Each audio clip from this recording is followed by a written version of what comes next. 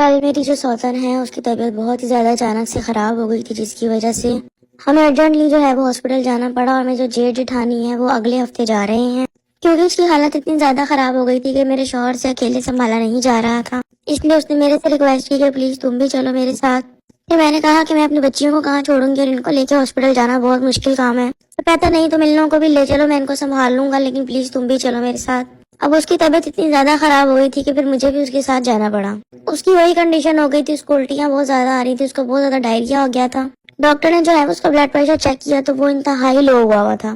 حالانکہ اس نے ناشتہ بھی اچھے سے کیا تھا اور پراٹھا وغیرہ سب کچھ کھایا ہوا تھا، پھر دوپہر کا بھی کھانا اس نے کھایا تھا، لیکن اس کی طبیعت جو تھی وہ گھر آنے سے پہلے ہی خراب ہو گئی تھی، مطلب آفس میں خراب ہو رہی تھی، تو گھر آتے کے ساتھ ہی اس کی طبیعت اور بھی زیادہ خراب ہو گئی۔ اب جب ہم لوگ ڈاکٹر کے پاس اس کو لے کر گئے تو ڈاکٹرز نے کہا کہ اس کی حالت جو ہے وہ بہت ہی زیادہ سیریس ہے، بہت ہی مشکل ہے کہ اس کا بیبی جو ہے وہ سروائیو کرے۔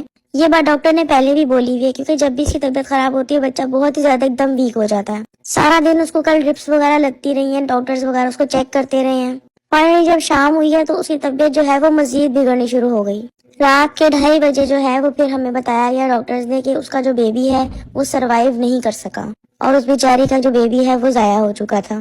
میں نہیں جانتی ہوں کہ میں اس کی کیا لگتی ہوں، لیکن جب میں نے یہ خبر سنی تھی تو میں بہت ہی زیادہ روئی، کیونکہ اس کے بچے سے میری کوئی دشمنی نہیں تھی، اور اس کے بچے کے لیے کہیں نہ کہیں میں بھی تھوڑا ایکسائٹیڈ ہو رہی تھی۔ میرے شوہر بھی جو ہے وہ بس ہلکا پھلکا ہی رویا۔